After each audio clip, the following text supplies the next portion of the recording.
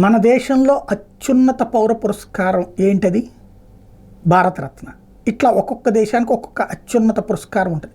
Russia, France, Italy ఇట్లాంటి వాళ్ళు అనేకం నరేంద్ర మోడీకి అంటే భారతదేశంలో అత్యధిక పౌర పురస్కారాలు అంటే భారతదేశానికి సంబంధించిన ఒక ప్రధానమంత్రి విదేశాలలో అత్యున్నత పురస్కారాలు విదేశీ భారతరత్న లాంటి అత్యధికంగా పొందినటువంటి ఏకైక ప్రధానమంత్రి నరేంద్ర మోడీ. ఇందిరాగాంధీ, జవహర్ లాల్ నెహ్రూ, లేకపోతే కనుక లాల్ బహదూర్ శాస్త్రి, మన్మోహన్ సింగ్, ఈవెన్ అటల్ బిహారీ వాజ్పేయికి కూడా సాధ్యం కాలేదు. ఆయన కొన్ని పొందారు.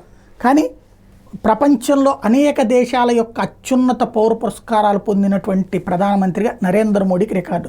ఇప్పుడు ఆ జాబితాలో మరొకటి చేరబోతోంది.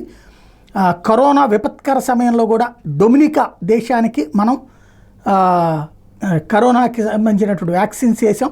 ఓ పక్కన మనకి వాడుతూనే వాళ్ళకి వేసాం. ఇండియా డొమినికా సంబంధాలకు సంబంధించి బలోపేతం చేయడానికి మోడీ విశేషంగా కృషి చేశారంటూ గయానాలో జరగబోయేటువంటి ఇండియా కరికోమ్ సదస్సులో నరేంద్ర మోడీకి డొమినికాకి సంబంధించినటువంటి అత్యున్నత పౌర పురస్కారం ఇవ్వబోతున్నట్టుగా డొమినికన్ రిపబ్లిక్ గవర్నమెంట్ ప్రకటించింది. తద్వారా నరేంద్ర మోడీకి మరొక అత్యున్నత పురస్కారం లభించబోతోంది.